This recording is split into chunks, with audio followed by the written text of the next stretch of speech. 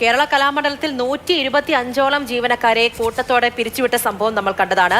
ഈ ഒരു നടപടി അത് സർക്കാരിനോടുള്ള യുദ്ധമാണ് എന്ന് പറയുകയാണ് മുൻ രജിസ്ട്രാറായ NR ഗ്രാമപ്രകാശ്. പിന്നെ അദ്ദേഹം പറയുന്ന പ്രധാന വിമർശനങ്ങൾ കലാമണ്ഡലത്തിൽ നിയന്ത്രണങ്ങൾ ഏർപ്പെടുത്തുന്നതിന് സർക്കാരിനും തെറ്റുപറ്റി.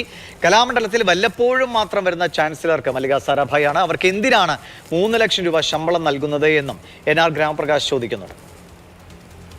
മാനുഷികമായ ഒരു സമീപനം അതിലില്ലേ? ആ ഒരു സമീപനമില്ലാതെ 125 പേരെ ഒറ്റയടിക്ക് പിരിച്ചുവിട്ടാൽ ഇവരെവിടെ പോയിട്ട് ഒരു ജോലി എടുക്കും? കലയോടുള്ള പ്രതിബദ്ധതയോ ആ സ്ഥാപനത്തിൻ്റെ അന്താരാഷ്ട്ര പ്രശസ്തിയോടുള്ളൊരു ആദരവോ ഇല്ലാതെ അത്രയും നീചമായ രീതിയിലുള്ളൊരു പ്രവൃത്തിയാണ് ഇവർ ചെയ്തിട്ടുള്ളത്.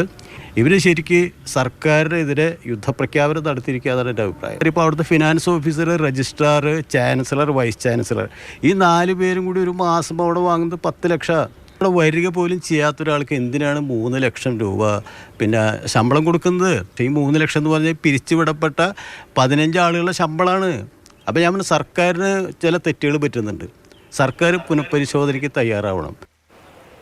ലിഷോ ഈ വിവരങ്ങൾ വേണ്ട. ലിഷോ വളരെ പ്രധാനപ്പെട്ട വിമർശനമാണ് അദ്ദേഹം ഉന്നയിച്ചത്. മല്ലിക സാരാഭായെ പോലെ ലോകമറിയുന്ന ഒരു നർത്തകി ഈ ഒരു സ്ഥാപനത്തിൻ്റെ മേലധികാരിയായി വരുമ്പോൾ വലിയ പ്രതീക്ഷ സ്വാഭാവികമായിട്ടും എല്ലാവർക്കും ഉണ്ടായിരുന്നു, കലയെ സ്നേഹിക്കുന്നവർക്കൊക്കെ. പക്ഷേ അതിനനുസരിച്ചുള്ള ഒരു പ്രകടനവും അവരുടെ ഭാഗത്തുനിന്ന് ഉണ്ടായില്ല എന്ന് മാത്രമല്ല, ഇങ്ങനെ പിരിച്ചുവിടുന്ന നടപടി ഇപ്പോൾ അദ്ദേഹം തന്നെ സൂചിപ്പിക്കുന്ന വല്ലപ്പോഴും വരുന്ന ഒരു ചാൻസലർക്ക് എന്തിനാണ് 3 ലക്ഷം രൂപ നൽകുന്നതെന്നാണ്. എന്താണ് ഇപ്പോൾ പെട്ടെന്ന് ഈ 125 പേരെ ഇങ്ങനെ പിരിച്ചുവിടാനുണ്ടായ സാഹചര്യം? അത്രത്തോളം പ്രതിസന്ധിയിലേക്ക് എങ്ങനെ കലാമണ്ഡലം പോയി? മല്ലിക സാരാഭായി അടക്കം ഇതിന് നേതൃത്വം നൽകുന്നവർ ഈ കാര്യങ്ങളിലൊന്നും ഒരു ശ്രദ്ധയും വയ്ക്കുന്നില്ലേ? അതായത് കഴിഞ്ഞ ദിവസമാണ്, ഒരാഴ്ച മുൻപാണ് സർക്കാർ ഈ സാംസ്കാരിക വകുപ്പിന് കീഴിലെ പല സ്ഥാപനങ്ങൾക്കും ശമ്പളവും പെൻഷനും നൽകുന്നത് ഇനി സ്വന്തം നിലയ്ക്ക് വേണം എന്നുള്ള ഒരു ഉത്തരവ് ഇറക്കുന്നത്.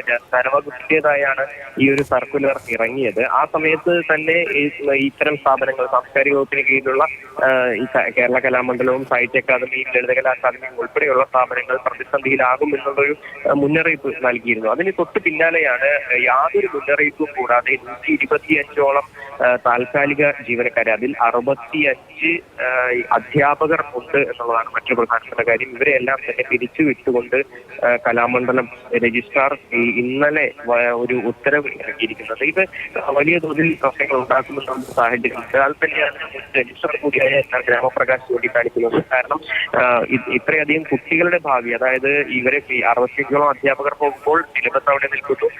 ഈ അധ്യയന വർഷം അവസാന ഘട്ടത്തിൽ എത്തി നിൽക്കുകയാണ്. അതൊക്കെ വലിയ പ്രതിസന്ധി ഉണ്ടാക്കും. കൂടാതെ ഈ ഇപ്പോഴത്തെ ഭരണസമിതി സർക്കാരിനെ വെല്ലുവിളിച്ചുകൊണ്ട് സർക്കാരിനോടൊരു യുദ്ധം ചെയ്യുകയാണെന്നുള്ള മറ്റൊരു വിമർശനവും ഉന്നയിക്കുന്നു.